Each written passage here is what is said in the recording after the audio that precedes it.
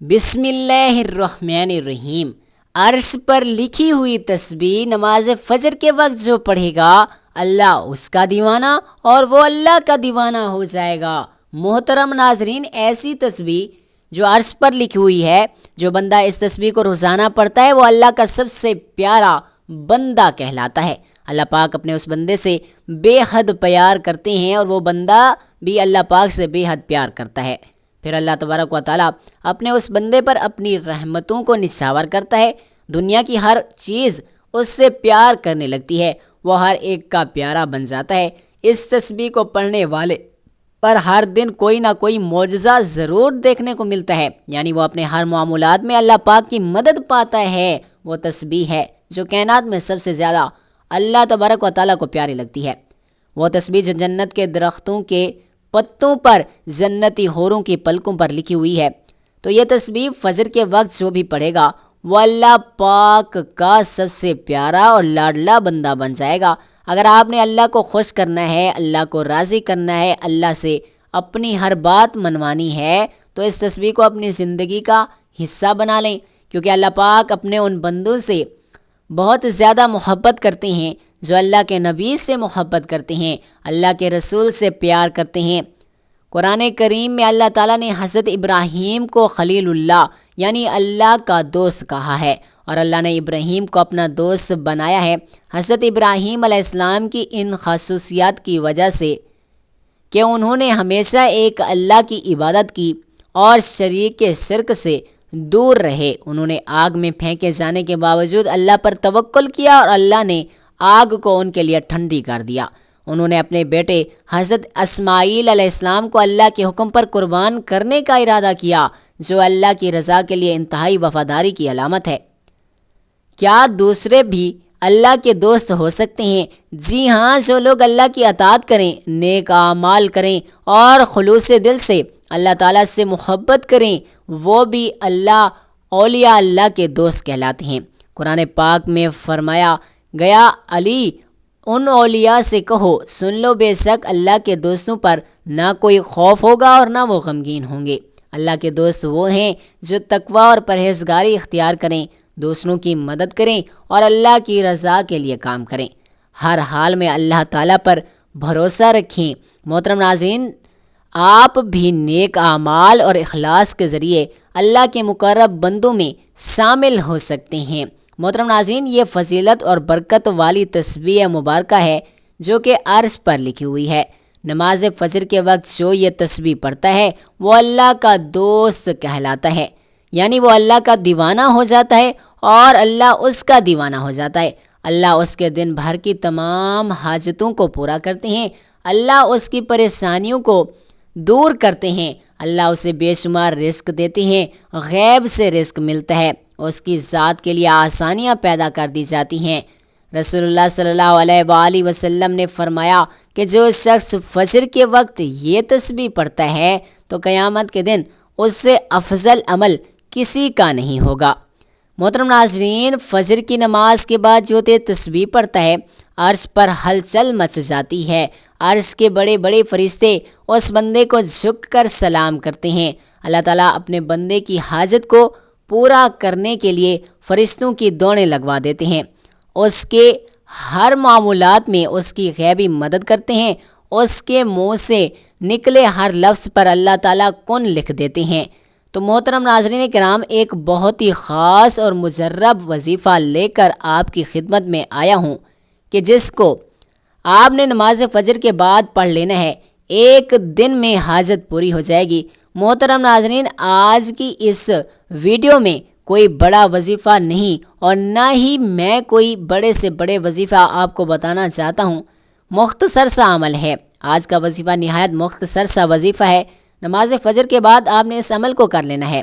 انشاءاللہ پھر اس وظیفے کا اثر آپ خود دیکھیں گے، رزق، مال و دولت کے انبار لگ جائیں گے۔ یہ خاص تسبیح دولت کے لیے ہے، لیکن آج کا یہ وظیفہ، یہ عمل صدقے دل کے ساتھ آپ نے کرنا ہے۔ اس عمل کو اگر فقیر بھی کرے تو وہ بھی اللہ پاک کی عنایت اور اس کے فضل و کرم سے دولت پر بیٹھ کر راج کرے گا، کیونکہ اس وظیفے میں جو طاقت ہے، اس وظیفے کا جو اثر ہے وہ بہت کم لوگ جانتے ہیں۔ ویسے تو میں بے شمار وظائف بتانے لگا ہوں، لیکن یہ جو عمل ہے، یہ جو وظیفہ ہے، یہ آپ کی ساری پریشانیوں کو ختم کر دے گا۔ آپ کے اوپر جتنا بھی قرض ہے انشاءاللہ وہ چٹکیاں بجاتے ہی ادا ہو جائے گا۔ قرضوں کے ادا ہونے کے ایسے ایسے اسباب پیدا ہو جائیں گے کہ آپ سب لوگ حیران رہ جائیں گے۔ آپ کے پاس دولت کی کمی ہے، گھریلو پریشانی ہے، اس تسبیح کا وظیفہ کریں، انشاءاللہ ہر پریشانی، ہر مشکل حل ہو جائے گی۔ انسان کو سکون صرف اللہ کے ذکر سے ہی ملتا ہے۔ یہ بات بہت ہی اہم کرنے لگا ہوں کہ جب انسان عاجزی کے ساتھ اللہ کے آگے جھک جاتا ہے، سجدے پہ سجدے کرتا ہے، پھر ہر سجدے میں رو رو کر گڑ گڑا کر خوب ڈھیروں دعائیں مانگتا ہے، تو اس کو اللہ تعالیٰ ضرور عطا فرما دیتا ہے۔ ہم ہر وظیفے میں آپ کو بتاتے ہیں کہ اللہ سے مانگنے کا آپ کو طریقہ جب آ جائے گا، پھر آپ کو کسی مزید وظیفے کی ضرورت نہیں پڑے گی۔ آپ نے صرف ہاتھ اٹھانے ہیں اور آپ کو ملنا شروع ہو جائے گا۔ لیکن اس سے پہلے آپ کے کچھ اعمال ہوتے ہیں، آپ جو چھوٹی چھوٹیاں غلطیاں کرتے ہیں، جن کو اگر آپ سدھار لیں گے، آپ اپنے کاروبار حلال طریقے سے کریں گے یا رزق کمانے میں حلال ذریعہ استعمال کریں گے، جیسا کہ اللہ تعالیٰ کے نبی حضور پاک صلی اللہ علیہ وآلہ وسلم نے کاروبار کیا تھا، آپ بھی اسی طرح کام کریں، حلال اور پاکیزہ رزق کمائیں۔ آپ جاب کرتے ہیں تو اس طریقے سے جاب کریں کہ آپ کے اوپر کوئی انگلی نہ اٹھا سکے۔ آپ ایمانداری کے ساتھ ڈیوٹی دیں، جس کام کی آپ تنخواہ لیتے ہیں وہ کام مکمل جانفشانی سے کریں، اپنے فرائض سے کوئی غفلت نہ کریں، ہر ماہ رزق حلال ہی اپنے گھر میں لے کے آئیں اور کوشش کریں کہ آپ کے پورے گھر میں حرام کا ایک لقمہ بھی کسی کے پیٹ میں نہ جائے۔ حلال رزق کھانے سے ایسا ہو ہی نہیں سکتا کہ انسان اپنے اللہ پاک سے مانگے اور اللہ پاک اس کی دعا کو رد کر دے، ایسا کبھی نہیں ہو سکتا۔ اور یہ جو وظیفہ ہے، جب یہ وظیفہ کوئی بھی بندہ پڑھتا ہے تو اس وظیفے کے پڑھنے سے اس کے پاس بے حساب دولت آ جاتی ہے۔ یہ تسبیح پڑھنے والا اللہ کا دوست کہلاتا ہے، کیونکہ تسبیح عرش الہی پر لکھی ہوئی ہے، اور جو بھی یہ تسبیح پڑھتا ہے وہ اللہ کا اور اللہ اس کا دیوانہ ہو جاتا ہے۔ محترم ناظرین، یہ ساری نعمتیں جو ہیں، ساری برکتیں جو ہیں حلال روزی میں، اللہ پاک کا شکر ادا کرنے میں ہی پوشیدہ ہیں۔ تو کوشش کیا کریں کہ کثرت سے اللہ پاک کا شکر ادا کیا کریں، انشاءاللہ دیکھنا کیسے آپ کے وارے نیارے ہو جاتے ہیں۔ اگر آپ کے اوپر قرض ہے، آپ نے سود پر قرض لیا ہوا ہے، تو سب سے پہلے اللہ پاک سے معافی مانگیں، کیونکہ سود حرام ہے اور اللہ پاک کے ساتھ کھلی جنگ ہے۔ تو اللہ تعالیٰ سے جنگ کون کر سکتا ہے؟ میرے بھائیوں، میری بہنوں، جو بندہ اللہ تعالیٰ سے جنگ کرنے کا سوچے گا وہ دونوں جہانوں میں مارا جائے گا، وہ دنیا میں بھی ذلیل اور رسوا ہوگا اور آخرت میں بھی ذلیل اور رسوا رہے گا۔ جہنم کے انتہائی نیچے والے گڑھے میں اس کو پھینکا جائے گا۔ تو آپ نے سب سے پہلے سود کے کاموں سے توبہ کرنی ہے، جھوٹ سے توبہ کرنی ہے، غیبت سے توبہ کرنی ہے، چغلی سے توبہ کرنی ہے۔ لیکن واضح کریں کہ صرف توبہ نہیں کرنی، بلکہ اس توبہ پر قائم بھی رہنا ہے۔ اور سب سے اہم بات جو ہے وہ آپ رشتہ داروں سے اگر قطع تعلق ہیں، کسی سے بھی اس سے معافی مانگیں، چاہے آپ کی غلطی ہے یا غلطی نہیں ہے۔ دیکھنا اللہ پاک آپ کے اوپر اپنا فضل و کرم کرے گا، آپ کے اوپر اللہ اپنا کرم فرمائے گا۔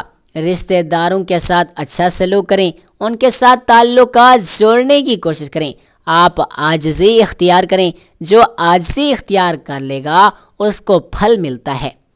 محترم ناظرین، آج کا جو وظیفہ ہے اس کی ترتیب آپ اچھے طریقے سے سمجھ لیں، اور میری باتوں پر آپ نے عمل بھی کرنا ہے۔ اس کو آپ اپنے دوستوں کے ساتھ، رشتہ داروں کے ساتھ لازمی شیئر کریں۔ یہ بھی ایک صدقہ جاریہ ہوگا۔ کسی ایک بندے نے بھی اس بات پر عمل کر لیا تو اس کا اجر آپ کو بھی ملے گا۔ جب فجر کی نماز آپ ادا کر لیں، آپ نے کوشش کرنی ہے کہ وہیں اسی جگہ پر بیٹھ جائیں۔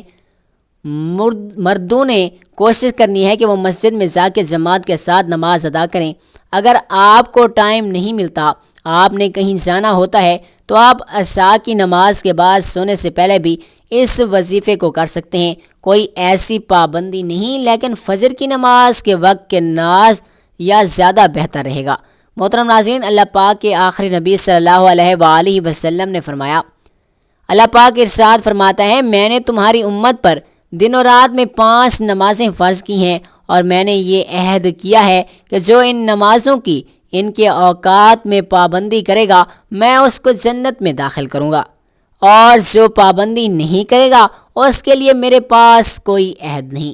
اللہ پاک قرآن کریم میں ارشاد فرماتا ہے، صبح کو سحراتے ہوئے سورج چمکنے سے پہلے یعنی نماز فجر اور اس کے ڈوبنے سے پہلے یعنی نماز عصر ادا کر لو۔ ایک صحابی حضرت عبداللہ بن عمر رضی اللہ تعالی عنہ سے روایت ہے کہ پیارے آقا صلی اللہ علیہ وآلہ وسلم نے ارشاد فرمایا، جو فجر کی نماز پڑھتا ہے وہ اللہ پاک کے ذمے میں ہے، تو اللہ پاک کا ذمہ نہ توڑو، جو اللہ پاک کا ذمہ توڑے گا اللہ پاک اسے اوندا یعنی الٹا کر کے دوزخ میں ڈال دے گا۔ حضرت سلیمان فارسی رضی اللہ تعالیٰ عنہ سے روایت ہے کہ اللہ پاک کے آخری نبی صلی اللہ علیہ وآلہ وسلم کا فرمان ہے، جو فجر کی نماز کو گیا ایمان کے جھنڈے کے ساتھ گیا، یعنی جس کی نماز فجر رہ گئی اس کا ایمان رہ گیا۔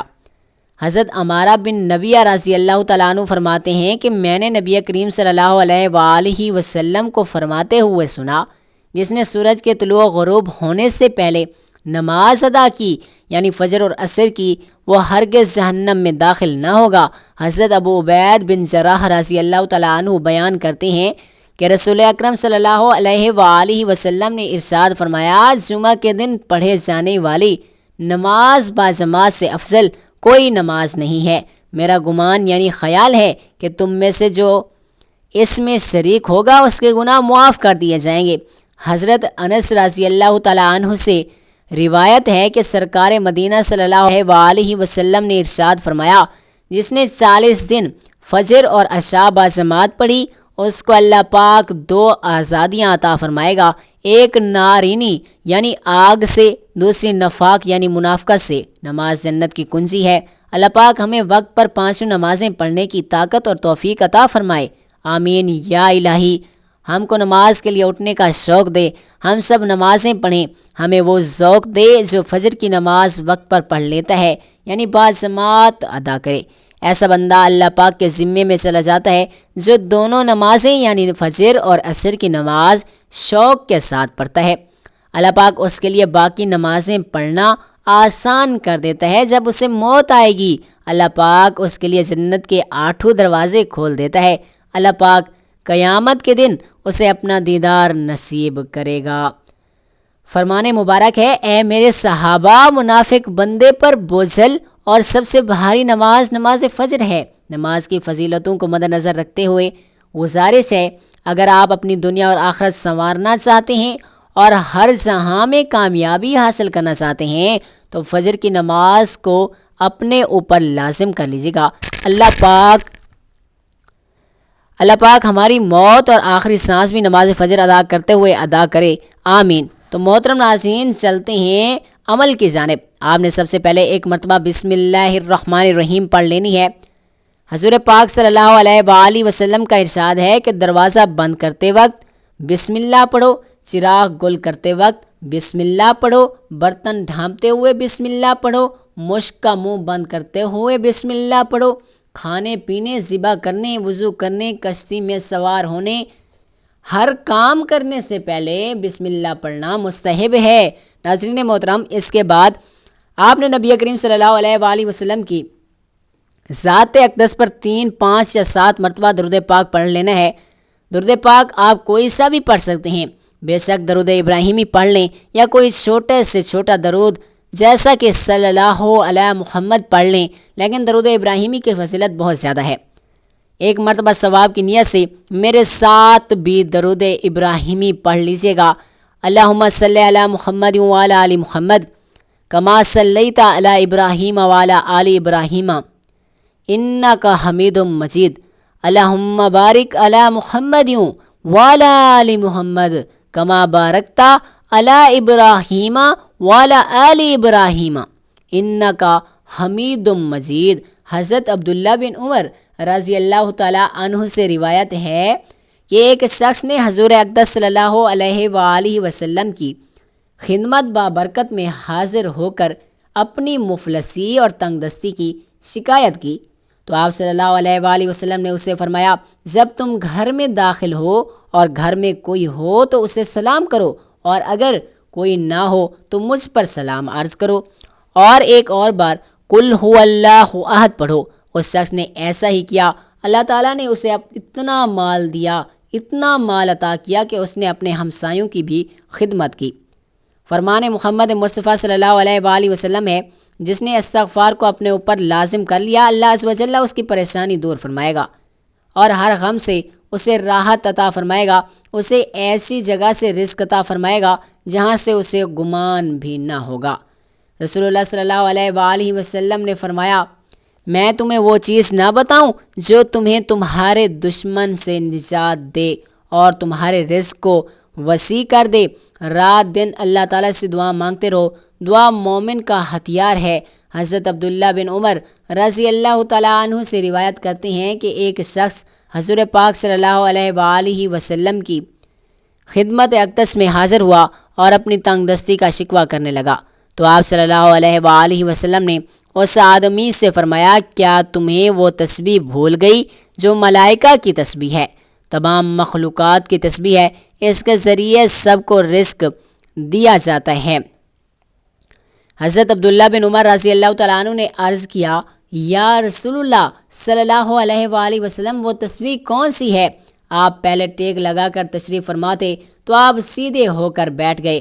آپ صلی اللہ علیہ وآلہ وسلم نے فرمایا، اے ابن عمر، صبح صادق کے طلوع ہونے سے لے کر نماز عصر کے وقت سورج غروب ہونے تک اس کے درمیان جو یہ کلمات لا الہ الا اللہ الملک الحق المبین پڑھتا ہے، دنیا اس کے پاس ناک رگڑتی ہوئی آئے گی، اور اللہ تعالیٰ اسے ہر اس کلمے کے بدلے جو تم کہو گے اس پر ایک فرشتہ پیدا فرمائے گا جو قیامت تک تسبیح کرتا رہے گا، اس کا ثواب تمہیں ملتا رہے گا۔ تو ناظرین محترم، نماز فجر کے بعد 100 بار لا الہ الا اللہ الملک الحق المبین پڑھیں، انشاءاللہ آپ کی تمام پریشانیاں دور ہوں گی، آپ کی تمام حاجتوں کو اللہ تعالیٰ پورا کرے گا۔